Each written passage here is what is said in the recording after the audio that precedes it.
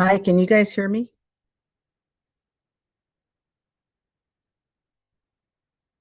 Mm, I can't hear you guys at all.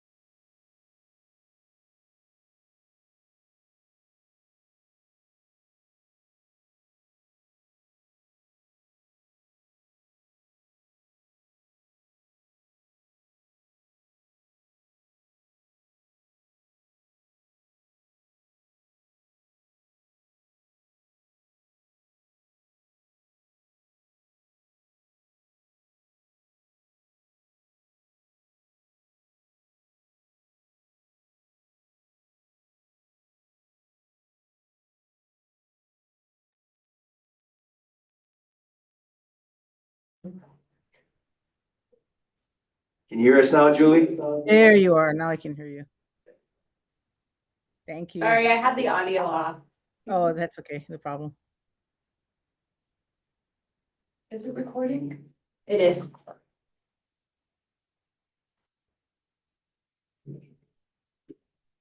Actually, let me check that. It's a really good idea.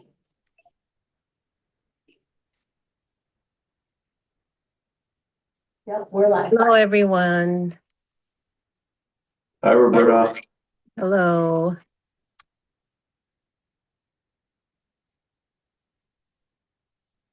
So, Julie. So, hello, everyone. We need one more, right? Yeah.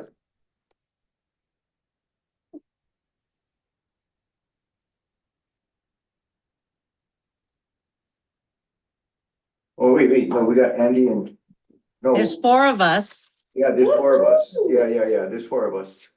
All right. Did you get my message about, Kehao? Kehao can only stay on the beginning. Oh, no, I didn't. Okay. Okay, so I think we should do all the action items up front. Yes.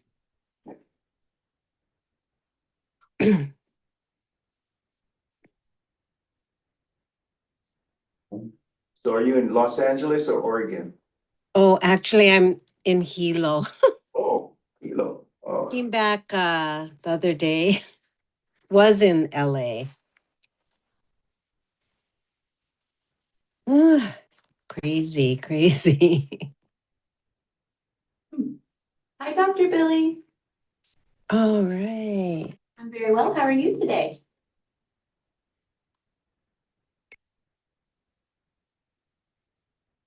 Okay.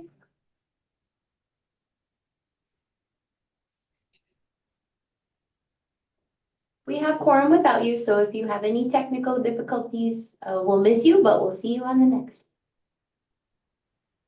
You're welcome. Have a good night. Bye-bye. you having trouble? Yeah. So Roberta, Billy said he's having trouble getting on, so he may or may not be able to join us. Okay. But we need to wait for Kehal. She is, she just got to Oahu. They just checked into their hotel. She's running up to her room. So she will be on and give her like 3 minutes. Oh my gosh. They have it's a teacher's award for, the Roberts Foundation is, giving.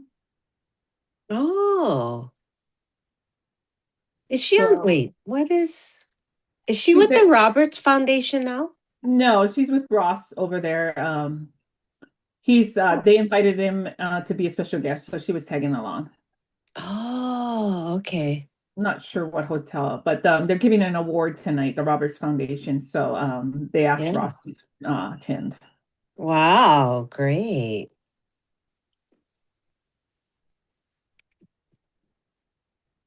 So also, I did hear from Wayne and Bonnie, and both of them cannot make it. They're on Oahu today for a Regents meeting. I have not heard from Mike Miyahira, but he was on Oahu for a Regents meeting as well. Right. Okay. Well, we do have quorum. I could start. Do we want to do that? We should wait till 5. Yeah. Oh, that's Oh, yeah, right. wait, No, we we gotta have wait to till wait 5. till 5. Yeah. We don't have any of our attorneys on either. Oh, Oh, yeah, that's and we don't have our attorneys on. right.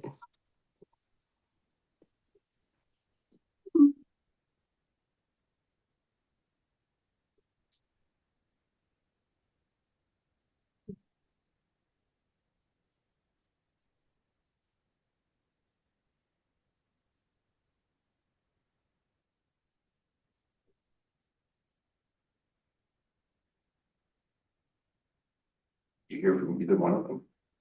Yes, Erica confirmed that she could make it. I wouldn't reschedule it until I got one of their.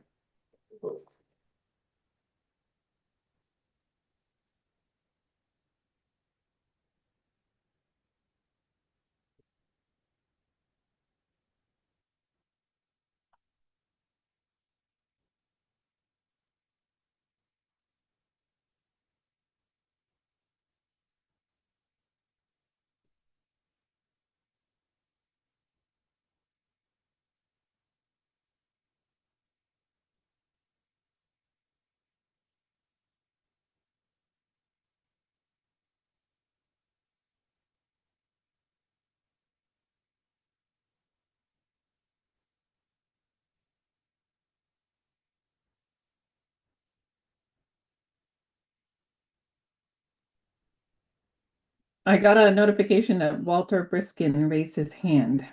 Oh, there he is.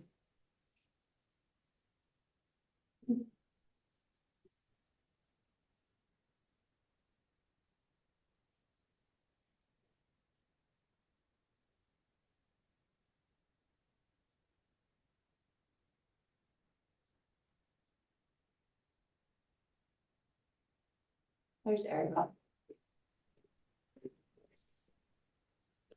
Hello, it's Walter. Can you hear me now? Yes. Hi, Walter. Yeah, we can Hello. hear you. Okay, thanks. Thanks for letting me in. Thanks. Aloha. So everyone, Walter is the director at VLBA, and he's here to answer questions when we cover the VLBA project. And he Okay. is in, where are you, Walter? I forget where you are. I'm in the middle of New Mexico. New Mexico. Okay. So I know we will move that item up on your director's report, right? Yep, yep. Well, here's Erica. Mhm. Aloha. Okay. Aloha. Aloha, Madam Chair. So we have quorum, Roberta, Yeah. and we have our attorney. Okay. I will call the meeting to order. It is 5:01. And for those attending via Zoom, if you have anyone else in the room with you, please raise your hand. Seeing none for the record, all Zoom attendees are by themselves. We do not have any written or oral testimony before the meeting. Oh, yes, Nahua.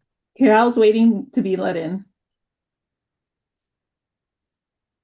Gail's waiting to be let in, she said. Oh. She's not showing up on my list. Oh, there she is. No, that's Andy. She's not showing Oh, up she on. said, sorry, wrong link. She was on the executive session. She's doing the right one now. Okay. Sorry, Roberta. Well, should I wait?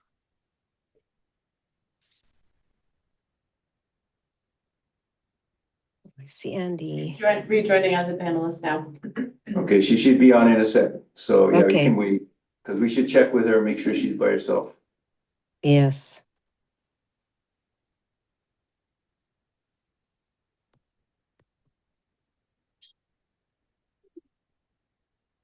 She goes, sorry, did I sign in the wrong way again? Or do you see her? Oh, there she is. Okay. Oh, There she is. okay. Great. Okay, Al, can you hear us? Yes, I can hear Okay. you. Sorry. In my rush, I clicked on the executive session link. Joined as a panelist, I think. I couldn't talk, but I'm here. Sorry I'm late. Thank you, no problem. So I just started the meeting, Kihao. And so just need you to confirm that you're the only one in the room. Yes.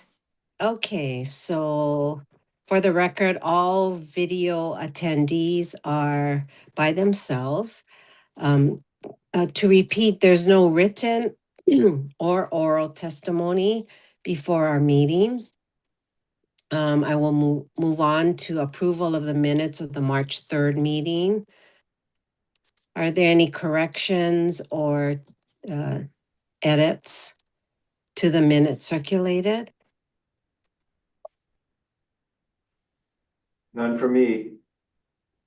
Okay, if none, could I have a motion to accept the minutes as submitted? I'll move to accept the minutes. I'll second. Okay, how? Thank you, Kehal. I have a motion and a second to accept the minutes as presented. All in favor, say aye and raise your hands. Aye. Aye. Okay, unanimous. Moving on to Kahukumana report. Okay, so Chair, if we could take a few things out of order, I'll cover the Kahukumana report in my executive director's report. We Okay, wanted to move up our action items, or one action item, and then also the VLBA project description to the front of the agenda, just so that we could take care of those two and folks could drop off. So if it's okay, I'd like to take agenda item, I think it's E, agenda item 6A, educational trail site plan application. We could cover that first. That Okay. does, this is an item that does require a recommendation for moving on in the process or not from the Maunakea Management Board. So just a quick reminder, we presented this project previously as a concept. We wanted to begin getting input from our advisory committees on the ideas that we were thinking about at the time. At this time, we have now prepared an actual site plan approval for the project that we would like to submit. So we're bringing it back to this body for actual recommendation for this from this body as to whether it should proceed or proceed with additional conditions. I'm sure that you have all had a chance to read the 70+ pages or something of the binder. But so it's we don't have to go through every single page. I've asked Justin, who's been point on this particular project for CMS, to provide an overview of the project. And then we have Joy here as well as Nahua, who can help answer additional questions after he's done with his presentation. So with that, I'd like to turn it over to you, Justin. Right, so just a minor note, in addition to this board allowing the site plan application to go forward, we're also asking them to approve the restoration plan. Correct. So there's two parts of this. There's a site plan approval and then the restoration plan. Okay, Justin, Okay. go ahead. Hey, how's it going? Can you guys all see that? Yes. Okay, good. yes. Very good. Yeah, so just going over our restoration plan yeah, and then the education nature trail that we're trying to get done. So this is just a base map of the entirety of what we're trying to do, and we're trying to, all those purple areas are the areas that we wanted to restore and get improved native habitat. The orange areas are the areas that we've already kind of established and are working through right now. And then we wanted, in addition to that, we wanted to build another greenhouse to help support our efforts, as well as other conservation area organizations using those types of native plants that were growing up at high elevation. And then also then that maybe building a gathering space at Halepohaku for our education and outreach efforts with the community. So we already started the establishing native plant community, and then I'm expanding the CMS greenhouse. That's the main things that we're trying to get done. All the words on the screen are just all of the management actions that this plan would help to get done through our current management plan, comprehensive management plan. And then we want to construct the educational trail. So that's what the main site application plan is for. Is I've created this outline of the area that we want to create in a recreational area, but also like I'm not an engineer as well, and so if we're expecting increases of storm events and rain and drainage issues, that we want to make sure that when we're putting out something that's not just going to wash away, and we're not going to have a detrimental effect to the natural environment as well. And so we're putting together that part of it. So we're putting in a site application for through OCCL, and then we'll probably hire a contractor or consultant to help engineer the trail. And then most of the work will be done hopefully through some contracted efforts, but a lot of it through volunteer efforts and getting the community involved with building trails.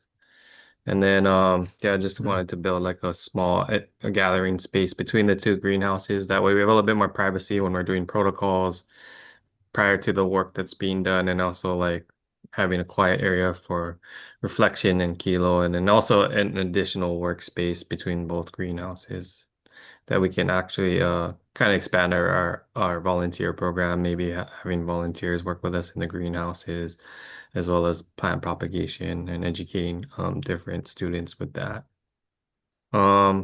Yeah, so we just want to need to implement. So most of the areas are within our 25-yard buffer of all roads and infrastructure. So those are all priorities areas that we want to keep weed free and planted out.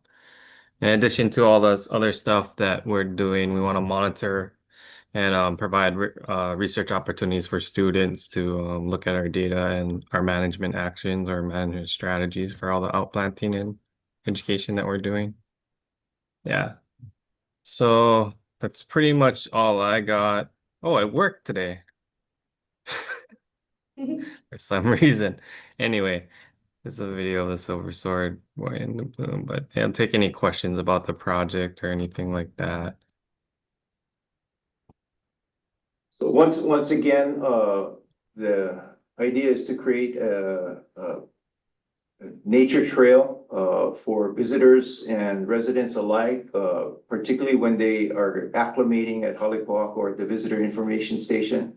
Provide them an alternative activity while they're acclimating, and combine that with educational materials, signage and whatnot, so they can learn more about what the natural plants are and were that grew up in that area, or that grew in that area naturally.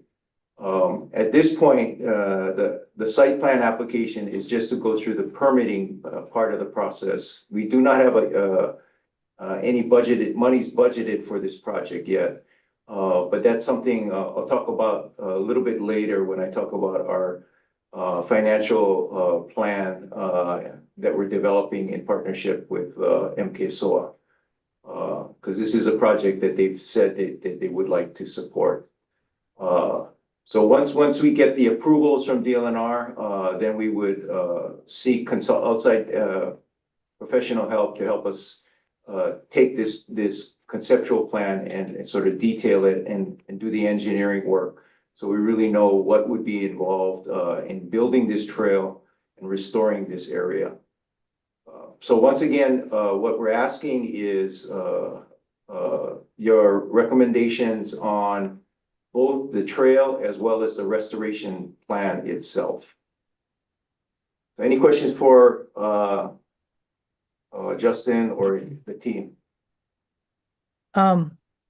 Sorry, I didn't read the full 70 pages. Oh, don't worry. So how long is the trail in it, and do you require ADA accessibility? I wasn't really thinking about ADA accessibility. It'll be more mainly a gravel path. Yeah. But the trail in itself is about just about a half a mile loop. Thank you. The ADA accessibility may be something that we will end up having to address. We just haven't addressed it at this point, Okay. because this is just conceptual plan. Okay. Which would just raise the cost, right? Because you Yeah. probably have to pave the Yeah. whole thing. Yeah. Or maybe a boardwalk type of thing. I don't know. Something like yeah. And because there's no funds, allocated funds, I mean, I know if you're using federal funds, there has to be some kind of compliance. Yeah. Yeah. Can't remember what to call what it is, but I do believe it's federal. Any federal use funds has to meet some ADA compliance. And just as a reminder, the area we're talking about is in between the visitor information station and Halepoaku, right? The common buildings. Mhm. And there's a slope there. So Mhm. ADA access will be impacted by Mm. the fact that it is on a slope. Yeah. As well. Yeah. But that'll all come out when you move Yeah. forward, right? Right, Okay. right. Thank you. So, sorry, on the second greenhouse, will it double the amount of area to raise the plants? Like, are you gonna build Yeah, I'll Yes. probably increase it by like 200 or 300% of table space. So we wanted to build an additional greenhouse that's a little bit larger, and kind of like design it so that we have more table space within that greenhouse as well. So we'll make it a little bit wider and instead of having 2 rows of tables, we'll have 3 rows of tables. Okay. Yeah. I know the greenhouse is doing well, right? With It's all doing the pretty good. KTs. Yeah, we're doing pretty good. The last year we put out 900 something plants, and so we're trying to hit that much right now just because of staffing and watering issues and increased costs with all of that. But say we get this, and we'll probably have to hire somebody else to also help out with a greenhouse. Mm. Okay.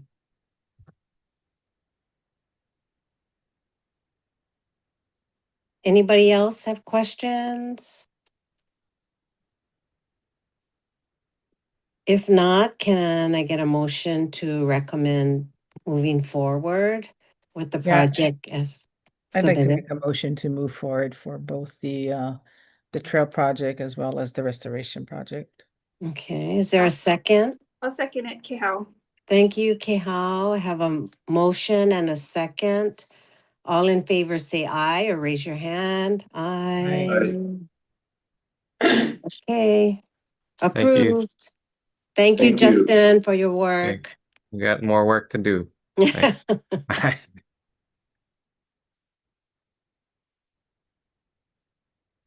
Okay. So Greg, you had, I think, Yep. the VLBA array. So we'll move into the executive director's report now, and I'll include the Kahukumana report in my report, but I'd like to move up the VLBA repainting project. You have the materials, hang on a second, let me post something up here.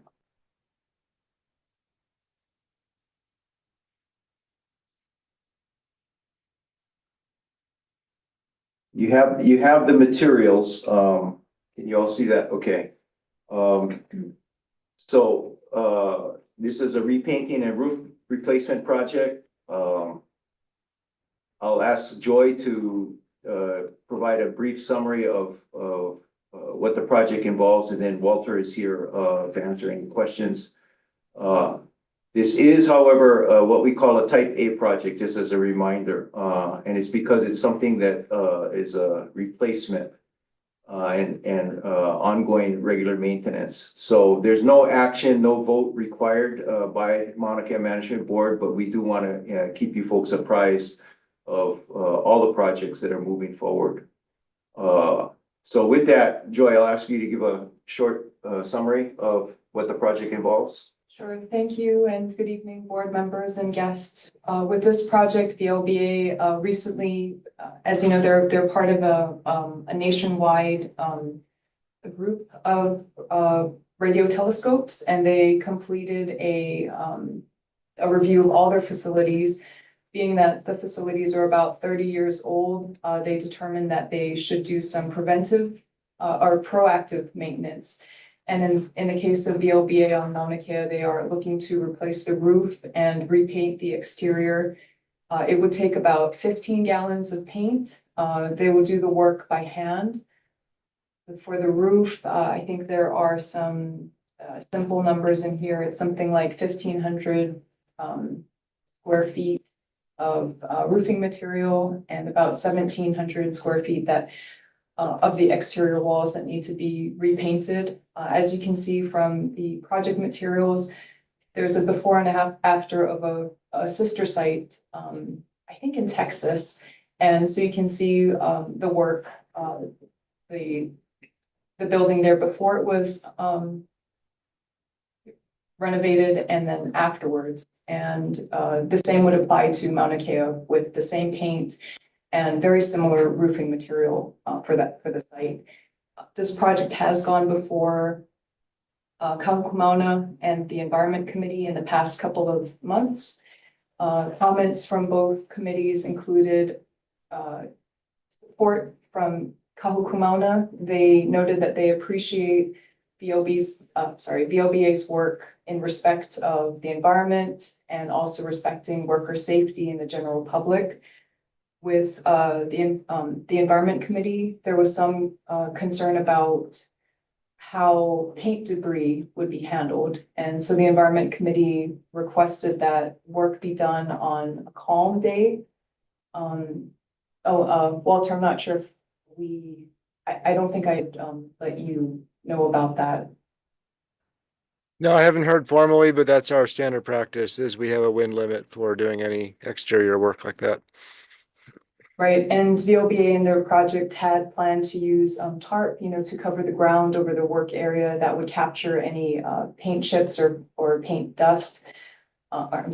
Any debris. And that was reiterated as a concern from the Environment Committee that they use tarps.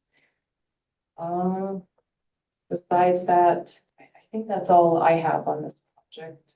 The rationale for it being type A and just a concurrence is because it's. Oh, right. So under the DLNR rules for this, the project does qualify as a, let's see, the work is like-to-like maintenance. It's minor repair, maintenance, and operation to an existing structure. No other work is involved. And so we consider this a minimal impact and concurrence request.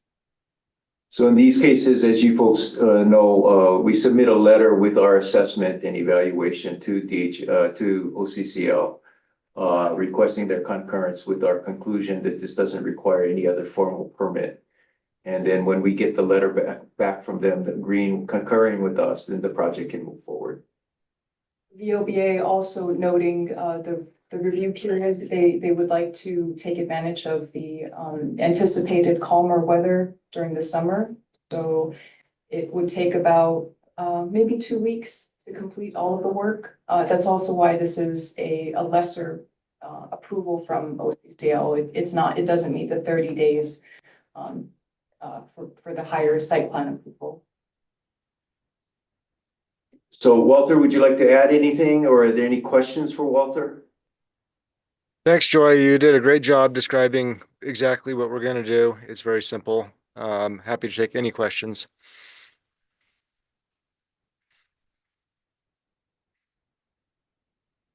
No questions? So just to ask, so it's a roof cover, it's not the actual roof, is that right?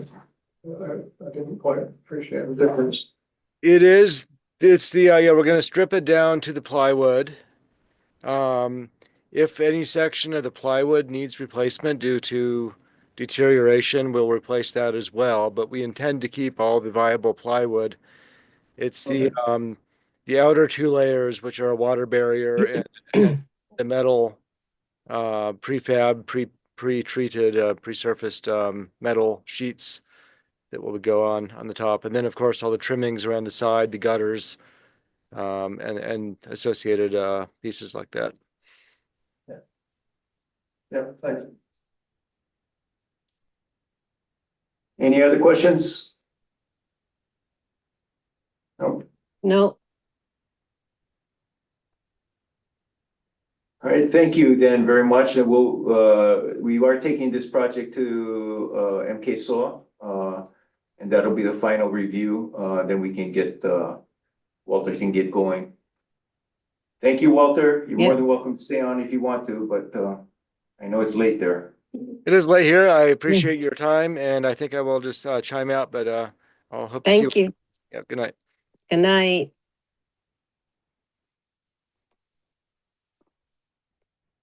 Okay, can I continue on? Continue. Yes, Okay. please. So the next item I was gonna cover is also just for your information, and this is the underground fuel storage tank decommissioning and replacement project. You folks have already approved the project, but we want to make sure you folks are updated as to where we are in the process. I think we did report at the last meeting that the environmental assessment has been completed. The draft went out for comments. We got some back. We amended the EIS, and then the draft was published as a final. And got no further comments. So now the EIS has been accepted. So the next step in the process is to seek a site plan application. So we're moving forward with that component of the process. That application will, and we provided in your meeting materials all of the background that we've covered with you folks before in terms of the background of the project. And then in the site plan approval site plan application itself, you'll see all the information that's been incorporated from the EA itself as well.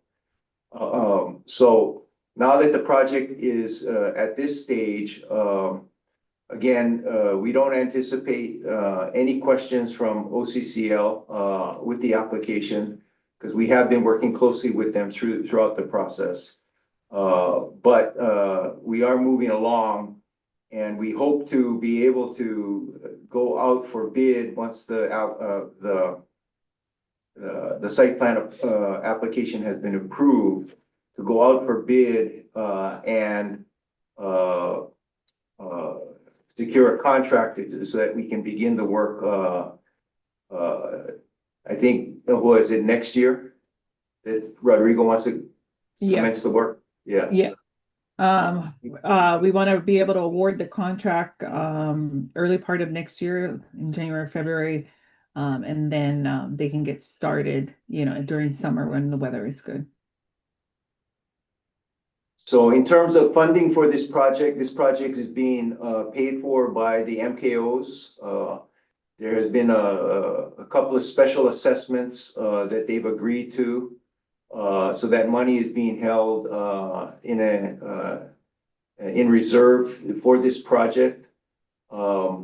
Obviously, we've had to spend some of it on our environmental consultant who helped us with the EA and who's helping us with the site plan application as well. But this is a project that has been budgeted for. And as a reminder, it's something that we have to do per Department of Health regulations because our current underground tanks do not meet the requirements. Yeah. So any questions where we are in the process? No.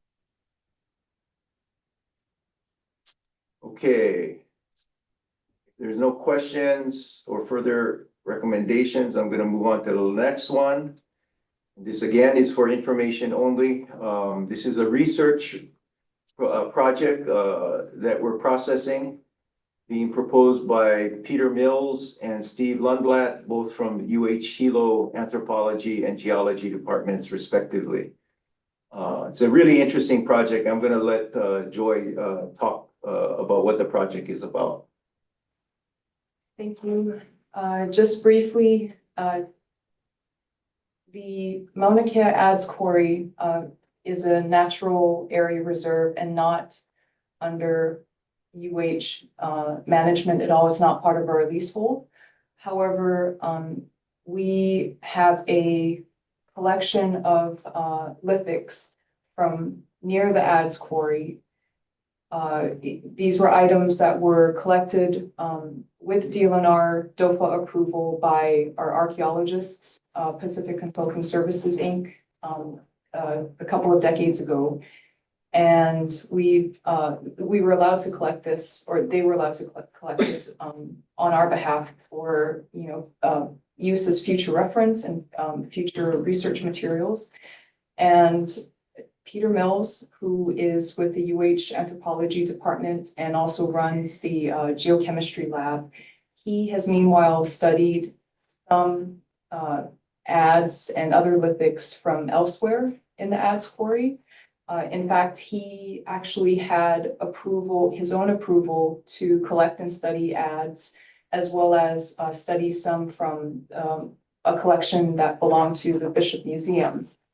In regards to the Bishop Museum collection, he didn't know exactly where those artifacts from lithics were collected from, other than it was somewhere east of the Humu'ula Trail. And our collection is from an area west of the Pohakulua Gulch. What Peter Mills would like to do is analyze some of our lithics, that's both preforms, adds preforms, and other flakes. Possibly other, not sure how to describe them. They're not really flakes, but I think like just cinders. But in any case, he would like to study some of these, and basically he would compare the results to what he had previously researched. He would like to get the geochemistry of our lithics.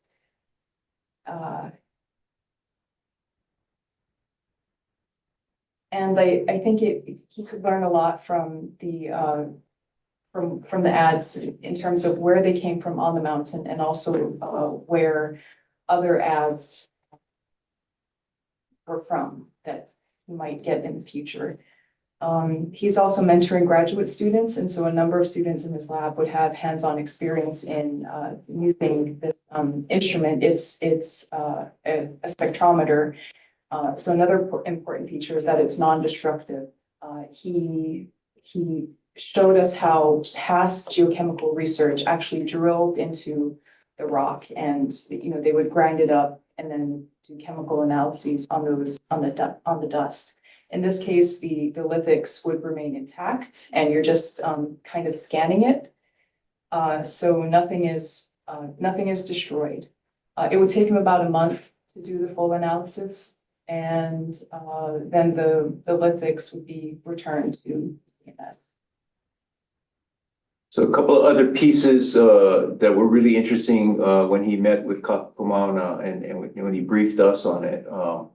Some of his other research, what he's done is trying to track the distribution of some of the adds materials found on other islands and even elsewhere in the Pacific.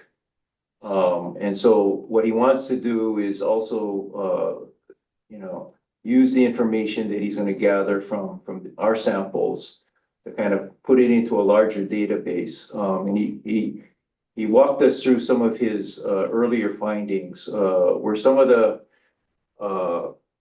material that were used to make these stone tools.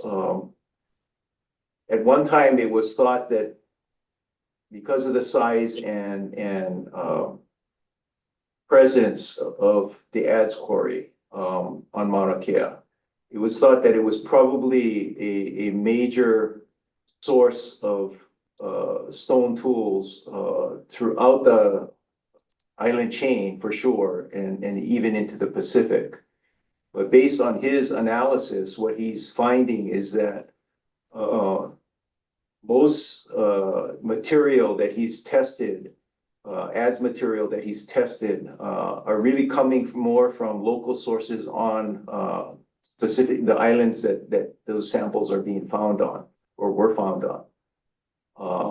And he only knows of one sample, one situation in which an adze from Mauna Kea was found, I think he said on the Tuamotus. So it's his research is kind of questioning some of the earlier thinking about the exchange of this material across the Pacific or even across the islands as a means of commerce or as an economic trade commodity, if you will. And instead, what he's finding that most of the material is staying on the specific islands that he's finding them from. There is some evidence of distribution across islands, but not as widespread as you would think.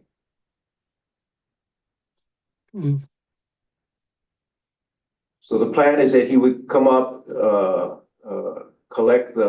borrow a sample of what we have, and then take it to his lab, and they would analyze it. And as Joyce said, it would take about a month.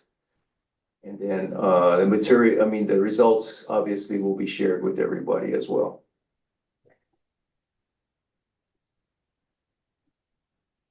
Any questions about the Peter Mills Lundblad study? It's kind of a unique thing. Yeah. Yeah, Andy. Just one, so these are stored at the Viz? No, what's at the Viz comes from our collection. Okay. But we have, they're all up at Halepohaku. We have them in some storage. What do you call them, Noah? The storage. They're auto mechanic tool cabinets. That was the only That's thing right. that was heavy duty enough with wheels that could lock. So we have that all stored in dorm A in Halepohaku up there. It's in a locked room in a locked cabinet. So the next time any of you are up there, and you folks want to see the specimens, the collection, more than happy to show them to you. They're actually quite interesting. Yeah. Kaleo has used some of the samples in his educational outreach program events. He takes them down and shows the kids what the tools actually look like. What was really neat was, we have this adze collection, and part of my feeling was to return some of it because we're not using it.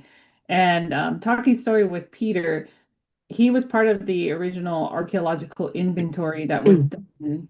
And he said the reason a lot of that was collected was so that people could do research like this on the adze, and to prevent scientists and researchers from going out on the land in the future.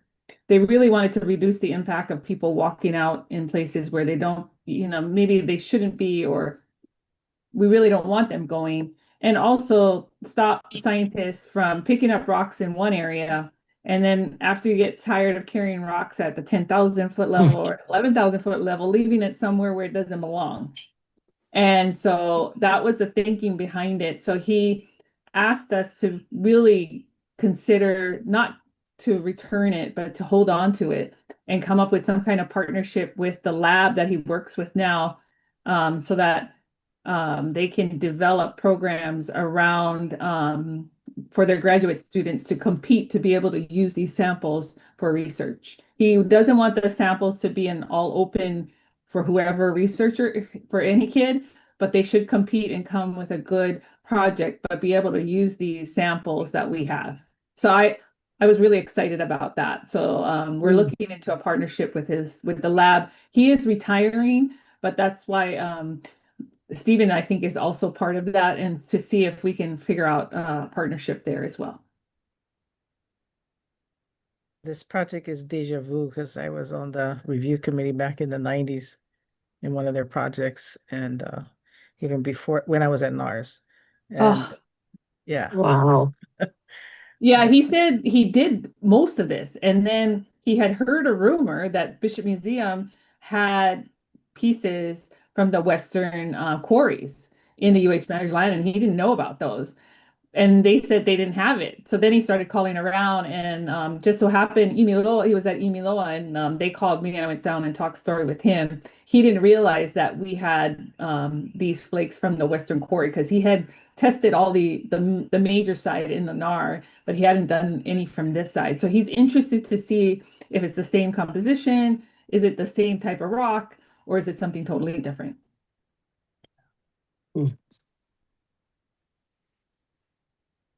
Very interesting continuation of these projects with Dr. Mills and Dr. McCoy.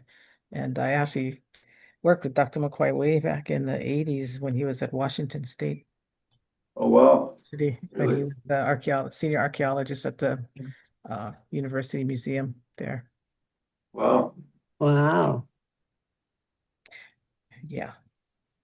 What's Great. really So, interesting, and PCSI still uses him whenever they have a question, Dr. Yeah. McCoy. He's still, very, even though he's retired and I don't know how old he is, but Oh, yeah, he's sharp and he still responds pretty quickly. yeah. I have a question for Julie. Julie, in your role in that review committee with the NAR, did you all handle many requests from other groups to use? We did, but we were ads? very careful about who and what we were going to do. So the way it works is the initial team on island would do a once over, and then we would kind of have our questions to report to our commission, the actual commissioners, because we were trying to limit people just going up, especially those that under the guise of scientific research, even though we understood the research was the concern about just picking up flakes, regardless how big, how small, and moving them around, the exact same thing that Dr. Mills was hoping to avoid. Because we did have a lot of trespassing in some of the, not the main quarry, but further away where they were actually chipping away at in making the tools. So once we did a review and got the gist of the research proposal, then we would offer our suggestions or recommendations to the commission itself. And then they would actually do the formal review along with OCCL, et cetera, before any type of permit was issued.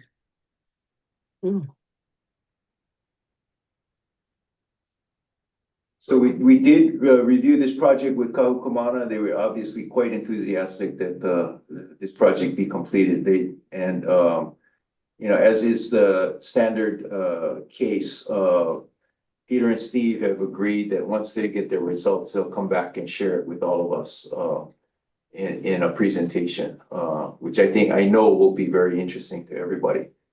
Andy, I'm sorry. Good. I'm completely ignorant of all of this. So are these things, are the individual flakes pieces, are they individually labeled, or are they labeled by drawer? Or so how are they going to keep track of them and so forth?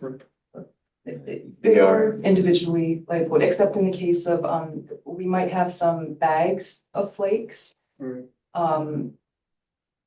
And then those just all have, they share one label, but they're labeled, according to, the site where they were taken from, and then by location within the storage area.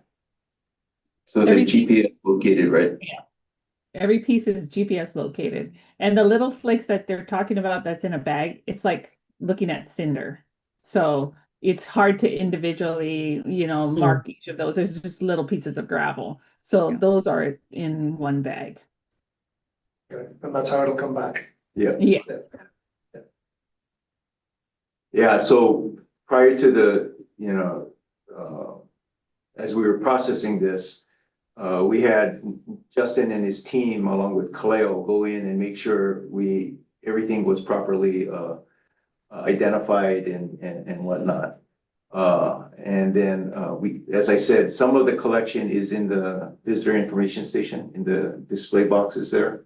And then some of the collection Kaleo uses as part of his outreach. They're really pretty amazing. I think it's amazing how they made these things. That's all I can say. All right, so we will make sure that when Peter and Steve are done, we'll schedule a presentation. Okay. Shall I move on? Yes, Roberta? please. Okay. Yes. I'm gonna go back to Kahukumana report. Hang on a second.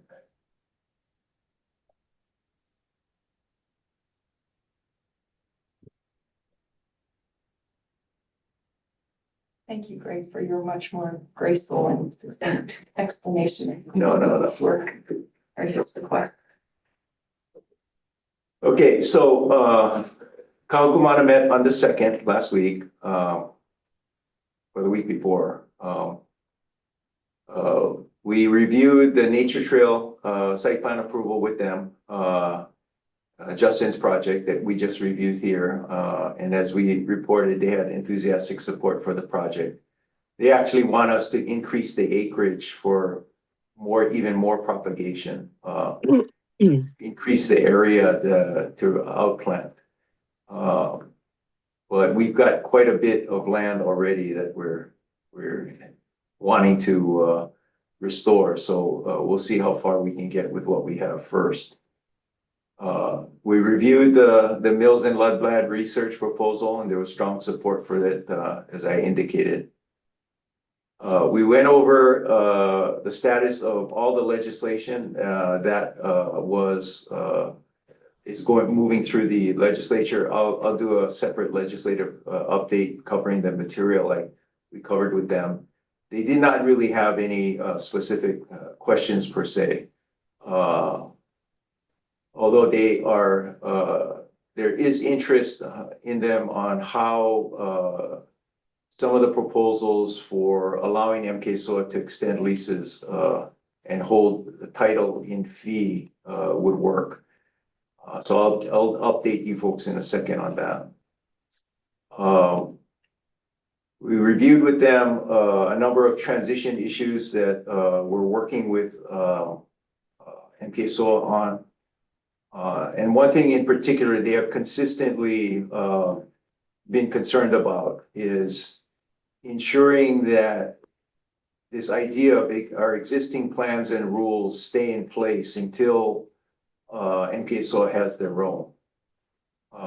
They've expressed that concern from the very beginning, and they continue to reinforce that concern.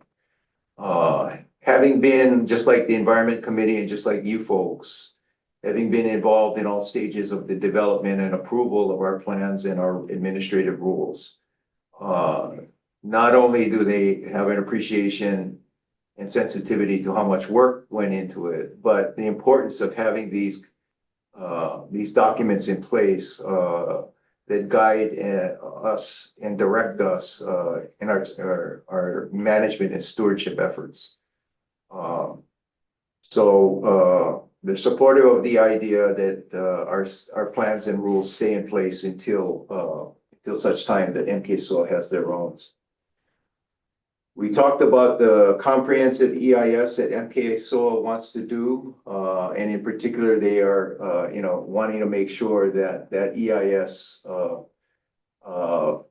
adequately addresses the cultural impacts. While we think that the work that we have done over the years, or the various works that we have done over the years, is giving us a good understanding of not just where the cultural resources are, but also what's happening with them through our annual monitoring program. They want to make sure that all of that information is incorporated in a new EIS, but also make sure if there are other resources out there that have not been, were not identified as part of our surveillance and reconnaissance, that those be included.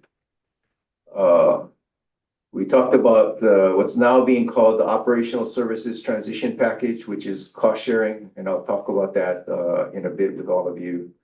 But I just trying to keep them apprised of what's happening on all fronts. And then the last thing is they are planning a retreat on May 15th and 16th, and overnight up at Halepohaku. So we'll be putting together that agenda, working with Shane on what they want to cover and do. One of the things they have requested this time is an observatory visit, if possible. So I'll be reaching out to the directors to see if someone might be able to accommodate us on the night of the 15th. So those are things we've been discussing. Any questions about Kahukumana? We really have nothing specific to offer at this time in terms of recommendations. They're anxiously, as we are, waiting to see the drafts of MKSOA's management plan so that they can begin providing input on that.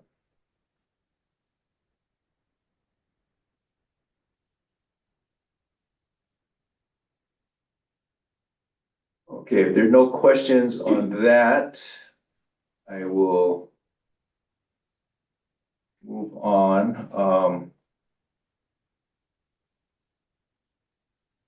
I wanted to give you folks an update on where we are with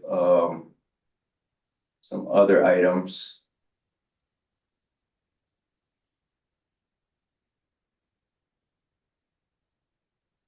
Okay, so we reviewed with you folks the directive that we got from the regents to amend our master plan to align with Act 255. So as to at least allow MKSOA, if they, to the extent that they're going to adopt our plan, allow the reuse of decommissioned astronomy sites for future astronomy uses. Right now, as a reminder, our current plan committed to not reuse those sites for astronomy in the future.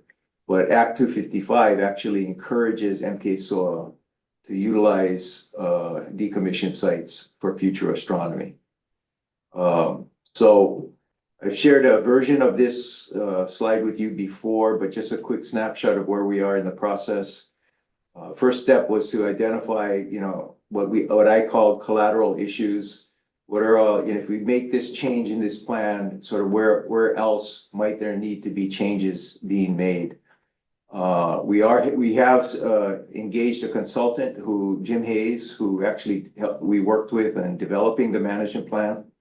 So he has done a first pass through the plan and identified sections that either need to be addressed or don't need to be addressed. And we're beginning to vet that now. The next step would be to actually develop specific language and changes to the master plan. He actually has begun doing some of that work already. Then of course, we were gonna wanna do some consultation and with the community and our advisory groups. So one of the things that Jim has helped us do is develop a draft FAQ sheet, frequently asked questions.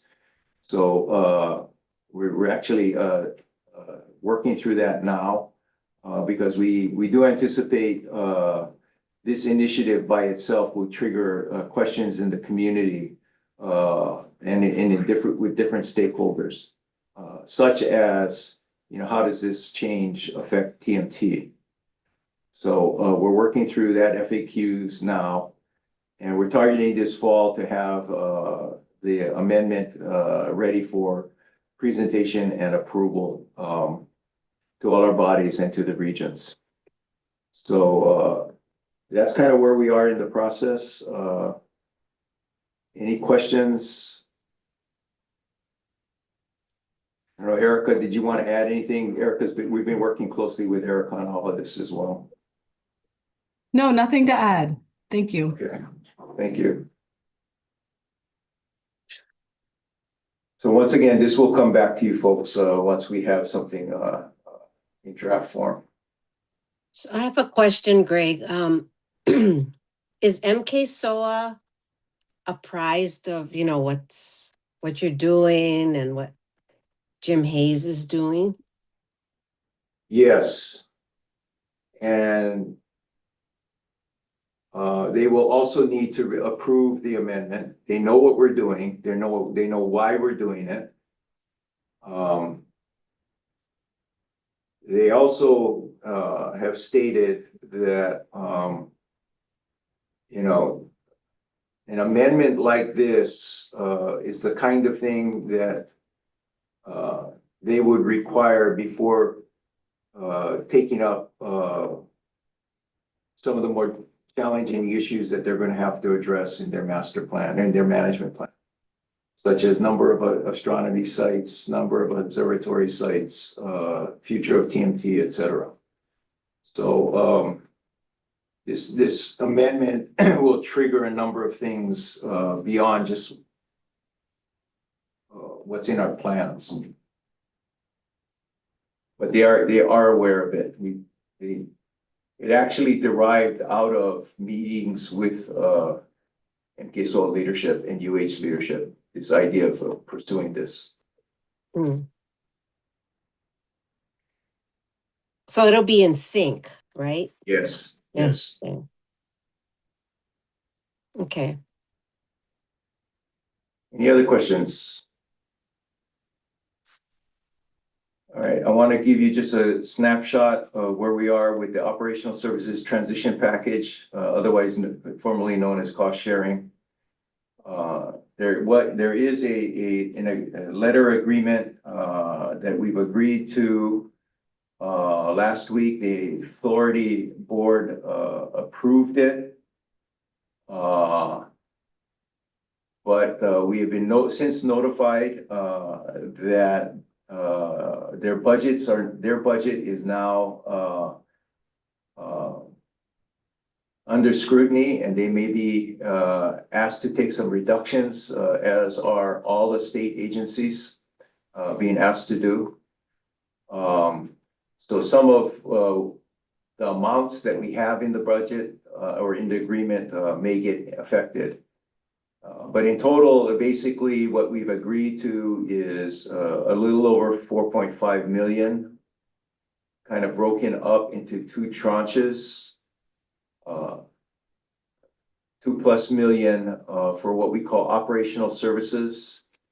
This is money that would be used to ensure ongoing services, CMS services are not disrupted during this whole transition. As you folks know, as I've reported here, you know, we have had some budgetary impact because of the reduction from TMT rent, as well as our research support funds. So the 2 million is really intended to ensure that our basic core services are supported. And then they added a few more things in there that they were hoping to get from us as well, support with some of their procurement and hiring requirements. And then there's another 2.525 million for additional services. And these include a variety of different things, including vehicle replacements, heavy equipment replacements, and emergency repair costs. So once we have something that is, formally approved or signed or executed, I'll share the details of it with you, but I wanted to give you folks at least a snapshot, because this is what was approved or presented and approved at the MKSO board meeting last week. One other associated item with our budget, which actually all of this happened at an ideal time because it strengthened our case with MKSO in discussing the development of the terms of the agreement, is the actual impact of our recent storms. Rodrigo and his team have been busy needing to restore access and repair damage to a number of the areas, the roads and whatnot on the Mauna, so that we could open up access to the public in the observatories. Essentially what happened was that between March 13th and the 16th, we received about 20.25 inches of rain with peak wind speeds a little over 100 miles an hour. The runoff is what caused some pretty significant damage to the gravel road, the summit, the cinder road, access to Canada-France Hawaii Telescope, and some of the areas around Keck and IRTF in particular, and UKERT as well. So our utility crew has put in just a yeoman's amount of work to get things back up and running. At the time that he did this report for the observatory directors last week, they had accumulated a little over 567 man hours and counting.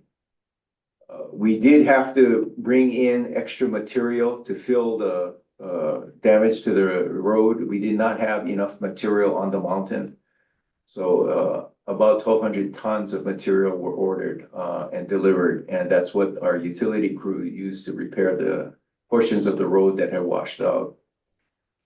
There's still a number of areas that are still needing to be repaired, but the roads are at least safe enough to open up for public access as well as observatory access. To date, we've estimated almost $200,000 in damage repair costs. And we have, along with some other areas in submitted a claim. UH has submitted a claim to FEMA for some cost recovery.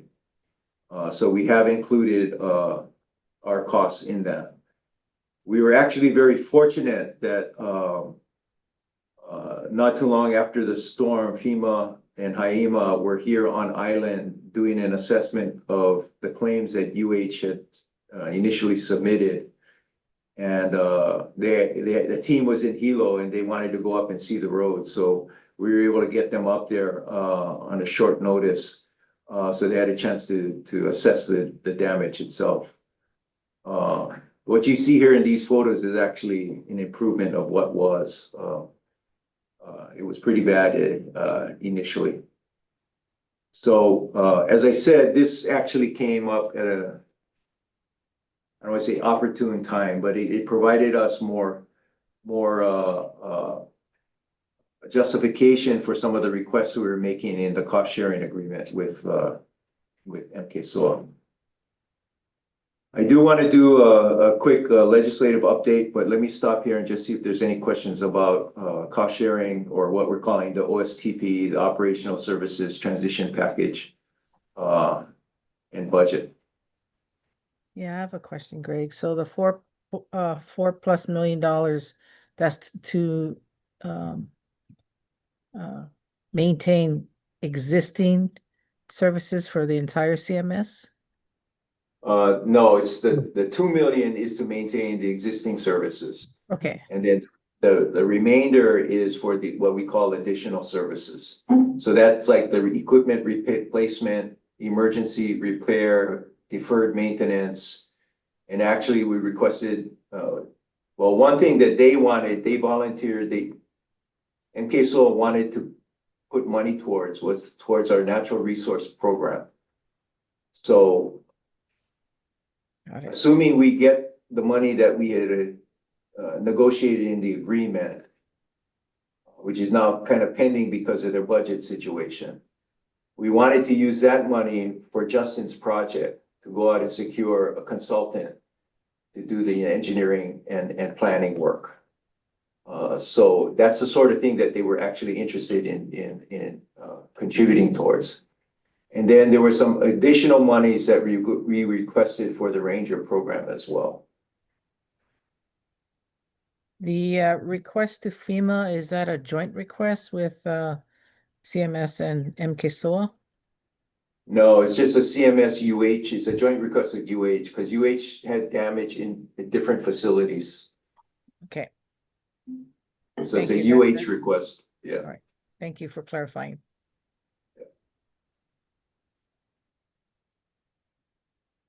Mm.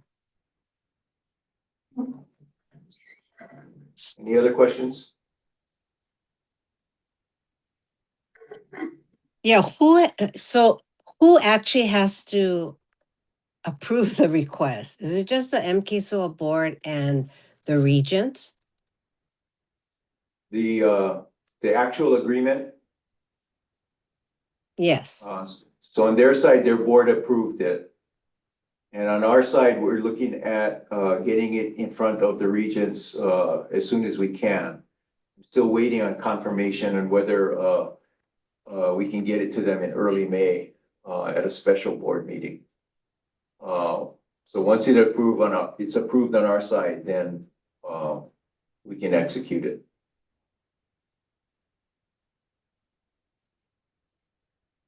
Okay, so what's gonna hold it up though is MKSOA's budget could be further That's right. reduced, so, And we were just notified of that this week, yeah. yesterday, as a matter of fact. Well, I'm assuming UH's budget's gonna be adjusted too, right? I mean, it's the whole state. Yeah, they had an extensive discussion about that at their board regents meeting today, but I wasn't able to track the whole thing. Mm, yeah, well, it's just a moving target, right? Yeah,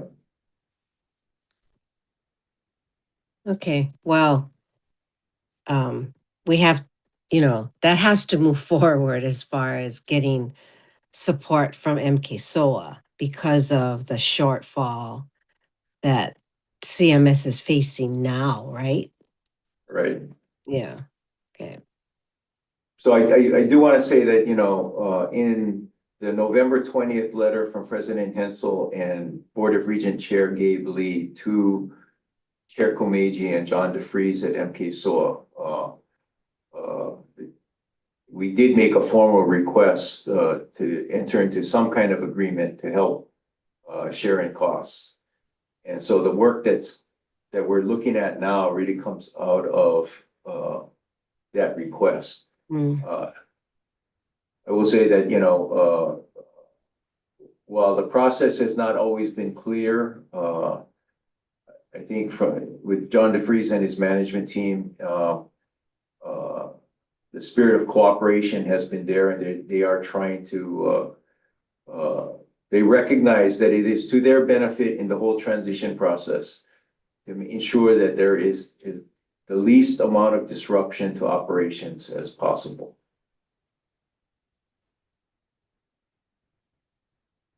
Well, CMS Yeah, in specifically, right? Because they're not really doing anything.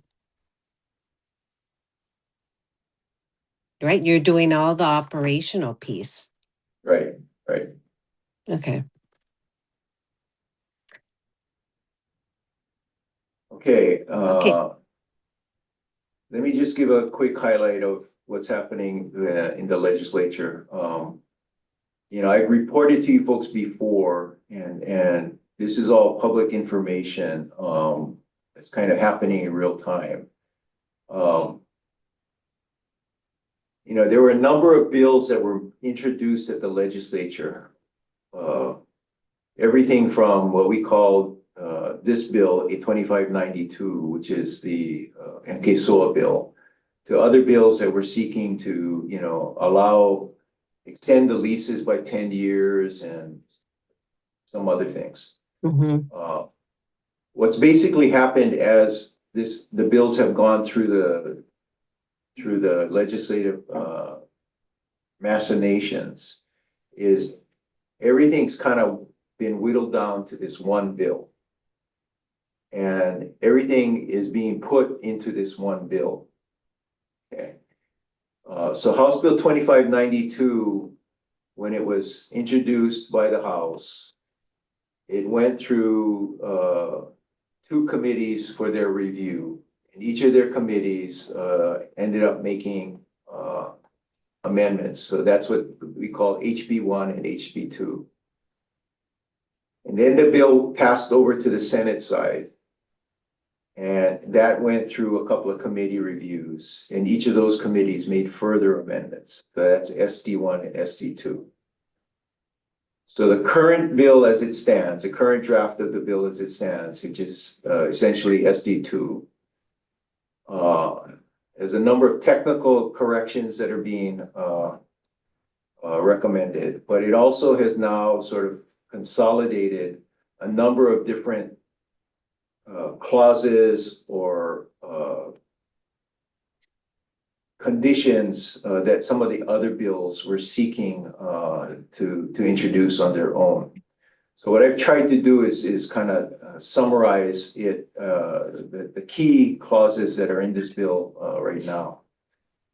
The first thing is that it extends the transition date now from June 30th, 2028 to December 1st, 2029. So about 17, 18 months, something like that. Yeah, I think there's no one reason for this, but from what tracking sort of what has happened through the whole process, there's a general feeling that they're going to need more time. MKSO is going to need more time to get ready to get up and running. But then this extension also allows some other things to be put in place. So the transition date has been extended. Second bullet there is the bill, the Senate Draft 2 now contains what we call a reversion clause. And what that basically says is that if MKSOA doesn't meet certain things by certain dates, then management will revert back to UH. So this was something that some legislators were really pushing for. So the first reversion date is June 30th, 2028. That's when they have to have their management plan completed by then. Now they have said that their target for completion and having their plan finalized is June 30th of 2027. So they do not seem to be concerned of their ability to meet this milestone or this date. The second, however, is a little bit more challenging. By December 31st, 2029, they have to have their administrative goals done. That would need to start pretty quickly. For those of us who have been involved in admin rulemaking, I think we all know how challenging a process that will be.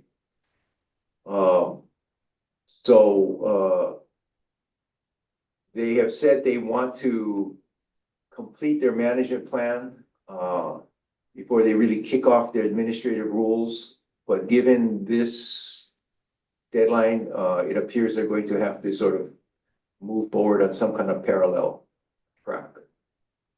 So those are the two reversion clauses that are in the Senate Draft 2 now. The third is that it clarifies. Starts to, Yeah. in other words, if they don't make their management plan by June the 30th, then reversion happens straight away. Is that right? Yeah, Okay. correct. At least that's our reading of it. Sorry. The third bullet kind of addresses some of the things that they were trying to seek, but they weren't getting much support for. As you know, one of the things that they wanted to do was hold title and fee as opposed to a lease from the land board. So this bullet, this clause now is in there. It says they oversight and interest of the authority shall be no more than what the university's leasehold interests in the lands we manage are, unless otherwise agreed to by the Board of Land and Natural Resources. So there's an option there for them to seek holding their interest in the land in some other form if they can work that out with the Board of Land and Natural Resources. But the intent of Act 255 is that they are supposed to just replace UH and take UH's role in the management, governance, management structure, if you will. So you don't see the fee simple interest thing in there anymore. The fourth bullet is that our plans, our rules remain in effect until they issue new or revised plans and rules. So this is the adoption mechanism, which I think everybody recognizes needs to be in there as a fallback in case something happens in their development of their rules and their plans. The next bullet is, there were a couple of bills seeking to authorize a 10-year lease extension or actually grant 10-year lease extensions automatically. But the AG and OGC, pointed out there are a number of legal issues with that. So it's been amended now so that they are authorized to, MKSO is now authorized to issue a 10-year lease extension to the observatories before the transition date. And if they did that, it would be exempt from Chapter 343 review. Now, this one, we don't quite understand how it would work for several different reasons. Because if they don't actually hold the lease from us before the transition date, how can they, what authorizes them to extend it? Right. And if they're holding a lease from the land board, a general lease from the land board, how can they extend the lease to themselves? The general lease would have to be extended first before the subleases could be extended. So there's a number of things that don't make sense with this particular clause, but nonetheless, this is what was put in. And then the last bullet is, as you know, they wanted to have the legislature direct UH to transfer the CUPs to the observatories before the transition date. Now that's been sort of massaged, and they said, well, UH is going to continue to serve as the permittee on any CUP that's not transferred to an MKO before the transition date. However, that's problematic too, as we've pointed out repeatedly, that we can't hold the CDP if we no longer hold the lease or no longer the sublessor. We don't have a property interest. the permit goes with the property, not with the entity. So there are some issues with that. So where things stand now is that the bill was heard on the Senate floor this week, passed out. That means now it goes to conference. And the conference committee will be comprised of members of the committees on the House and Senate side that have reviewed this bill. And we don't know exactly when that will get, the conference committee will get named and when the conference meetings will start. But as Julie and Roberta know, one of the challenges with this step in the process is that now the negotiations are not done in public. This is all behind closed doors. So we are having to submit our questions, what we see as some issues with some of these clauses to committee members separately before they actually go to committee. It goes to conference. So that's kind of where things are at now. It's all a moving target still. But any questions?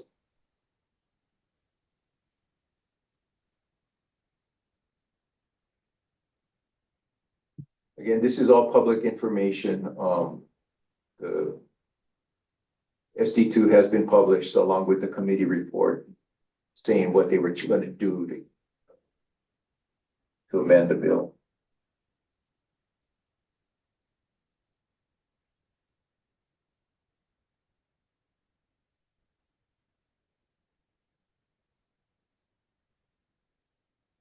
So, Roberta, that concludes my executive director's report.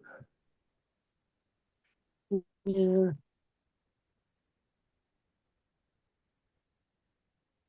All right, well, and then you covered number 6.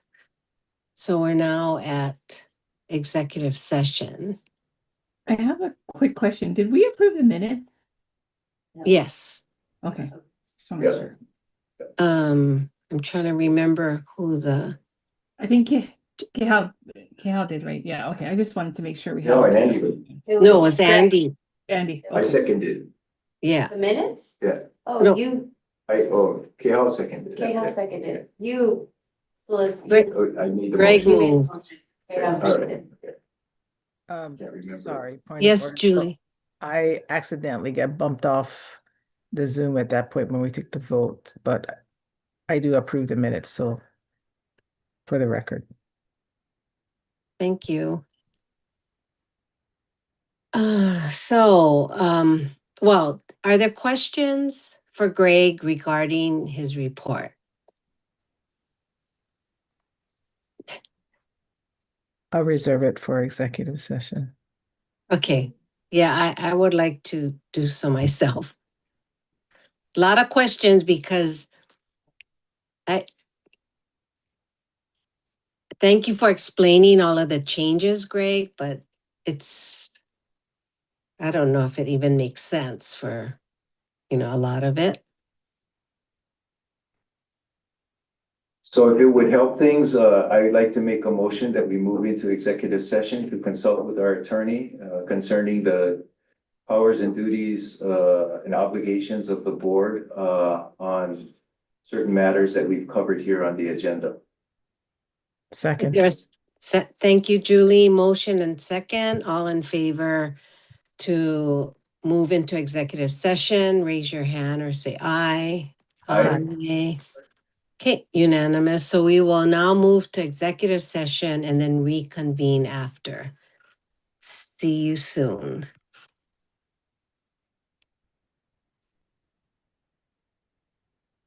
I'm just gonna leave the regular meeting.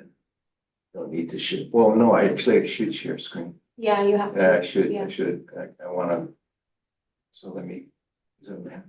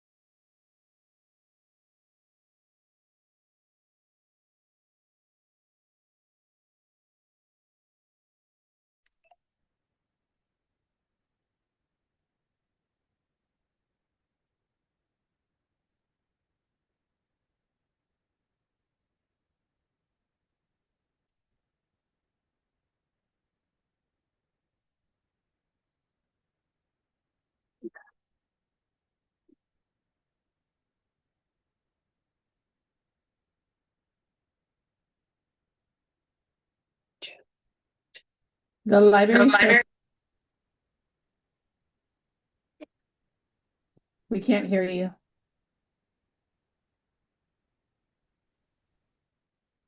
You hear us now? Yeah, Yeah. now I can hear you. Okay. Okay, I think we have everybody here. So it is 7:02. I will reconvene the Maunakea Management Board public meeting and ask Greg to summarize our executive session. Thank you, Chair. So while in the executive session, we discussed various issues relating to the impact to the Maunakea Management Board's obligations and authorities deriving from the legislation that was discussed in the public meeting, as well as the impacts from the financial stabilization or operational services transition package or cost sharing package that was also discussed in the public session. No decisions were made, no actions were taken, no motions were passed. The discussion was for informational purposes only. Okay, thank you. So announcements. Do you or Nahua have any announcements? Nope. Good. No. Okay, so our next public meeting will be held on Tuesday, May 5th at 5 p.m.